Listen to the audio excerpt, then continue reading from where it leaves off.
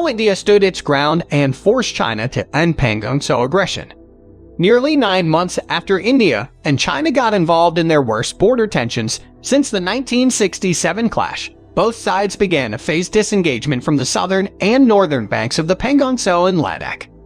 The disengagement process was not sudden, but had actually been under discussion since September 2020, the same month that the foreign and defense ministers of both countries met in Russia. Since then, there had been several rounds of discussion, during which both India and China eased their stance. As of now, China is reportedly moving at an alarming speed.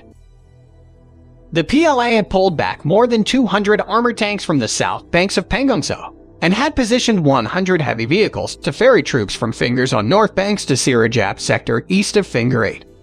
In fact, the sequential procedure is going so smoothly. What does this disengagement process entail? According to the statement made by Indian side, both sides will remove the forward deployment in a phased, coordinated, and verified manner. China will pull its troops on the north bank towards the east of Finger 8. Similarly, India will also position its forces at its permanent base at the Disengagement Process post near Finger 3. Similar action will be taken by both the parties in the south bank area as well.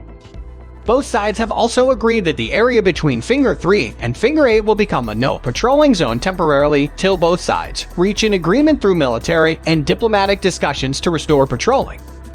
Further, all the construction done by both sides on the north and south banks of the lake since April 2020 will be removed. It is important to note that the process, as announced, will send Indian and Chinese troops back to their traditional bases on the north bank, while India has its traditional base at the Disengagement Process post, just west of Finger 3. China has had its base east of Finger 8. The north and south banks of Pangong Tso are the most significant.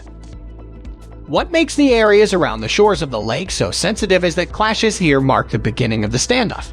China had positioned its troops on the ridgeline connecting Fingers 3 and 4, while according to India the LAC passes through Finger 8. Further, it is in the south bank of the lake that Indian forces in an action in late August had gained strategic advantage by occupying certain peaks, outwitting the Chinese. Indian troops had positioned themselves on heights of Magar Hill, Mukbari, Gurung Hill, Rizanglan Richinlab, which were unoccupied by either side earlier.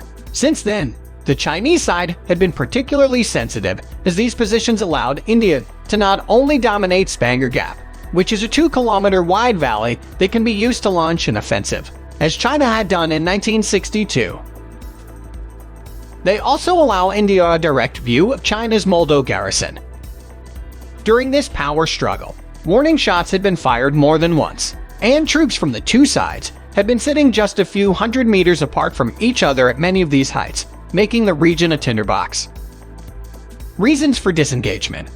China did not give any statement as to why it is now interested in disengagement, but the following two factors seems to have influences China's declaration to start disengagement. The India's non-changing determination. China's realization that India won't back down and the standoff could last longer than it calculated was a key factor in forcing Beijing to agree to disengagement at Pangong Tso. India also conveyed the message that if border standoff is not resolved, the bilateral relations between the two countries would not be possible. Biden administration's strong message.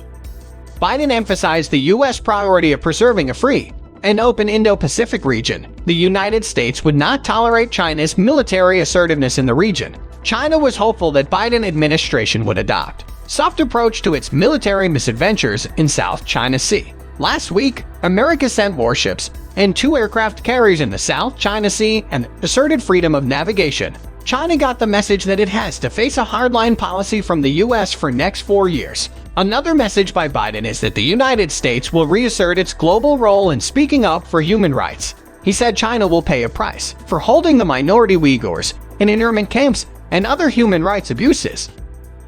China disregards all global norms and agreements. It signed many agreements with India to maintain peace and tranquility at the border but respected none.